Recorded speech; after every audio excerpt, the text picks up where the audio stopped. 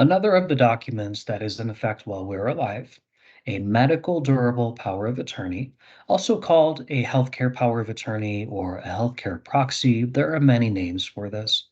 A medical durable power of attorney is going to allow another person to step into my shoes and manage all of my healthcare decisions if I am still alive, but I am unable to manage them myself, called incapacity. For purposes of this video, this will be a shortened review of the medical durable power of attorney. For a more complete review that will cover all of the sections in the draft that we generally provide people, please watch the other video that's available on this website.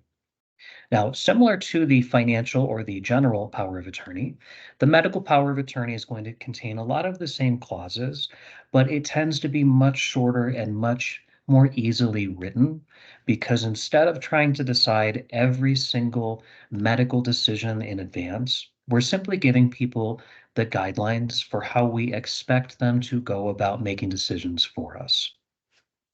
Now, in the medical power of attorney, we're always going to begin with a determination of who actually performs this job for me. So in section 101, we will have agents listed. We'll have the first choice followed by any backups. So make sure in your document that all the correct people are listed, that names are spelled correctly, etc. And if you want to change any of that information, just let us know. Now, I'm going to skip through to only the sections that are highlighted in this document. Again, for a review of some of these other sections, please watch the full video. If you are a married couple, most of the time in our medical power of attorney, there will be a section that identifies what if we don't stay married forever. We want to make sure that if we don't stay married, that our spouse can't continue making these types of decisions for us. So there will be a section oftentimes that identifies what happens if we divorce or separate. And then there's going to be a provision called general grant. This stands for general grant of authority, and it's the main power that we're going to give somebody to be able to step into our shoes. This is two sentences most of the time, and it's simply providing you can make any decisions necessary for me. I don't want to itemize every single thing somebody has to decide. I'm just going to give you a general grant of authority to be able to decide for me. Now, the bulk of the document for the medical power of attorney is going to be in Article 2. This is going to be a number of specific powers and specific guidelines that we're going to write out telling people what we want them to do in helping us. Now, I'm not going to go through these here. They are detailed more fully in the complete review video, but it is a few pages, so we do recommend people read through this. And as you have questions, any maybe specific revisions to your situation, please feel free to write those down and provide those back to us. Now, in Article 3 of the power of attorney, there's really just going to be some administrative provisions. There is, for example, a HIPAA release to make sure that the person who's serving for me has access to do things like talk to doctors or look at medical records.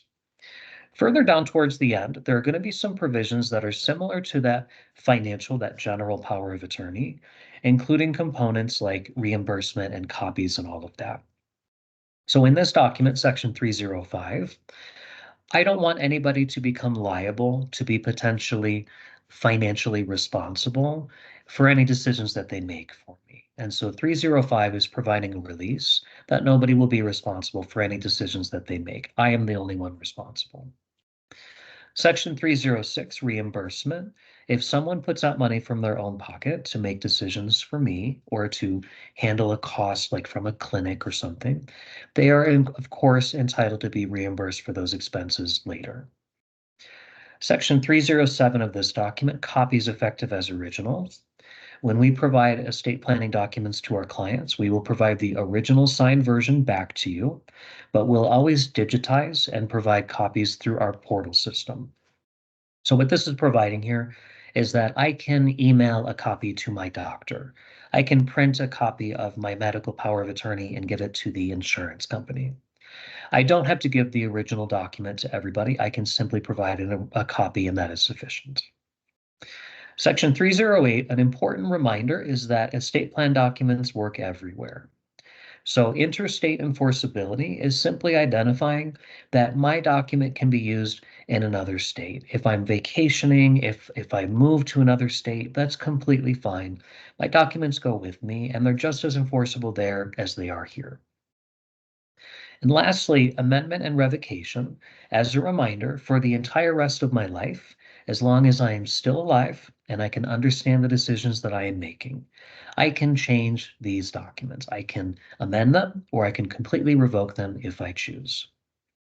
That is actually all for this medical power of attorney. The document tends to be fairly short and fairly simple, but as you may have any particular wishes or guidelines or instructions, then we want to make sure that you note those.